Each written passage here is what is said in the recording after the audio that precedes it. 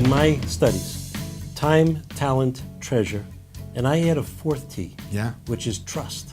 Yeah. Because if we don't trust God, then time, talent, and treasure is not going to flow, is it? Yeah. I mean, the basis is there. If there's no trust, then you don't have a stewardship program, do you? Yeah, no, that's really good because I've always added a fourth T, but mine is tithe. Now I'm gonna have a 5T, so that's good. So the trust issue is exactly right, and it's a very important part. In fact, in part 4 of the sequence, we actually talk about some great research that was done by Gerald Panis and Mega Gifts, and what he talks about is what drives people to give.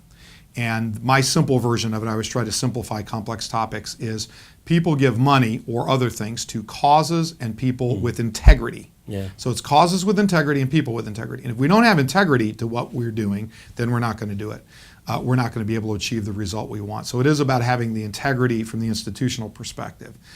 But the other part of that is to really understand whose is it in the first place. You know, that's the basis. Right? See, because if I think it's mine, then I have one view of responsibility. But if you trust me with something, I think I have a heightened sense of responsibility. In the legal world, we call it a fiduciary duty. Right.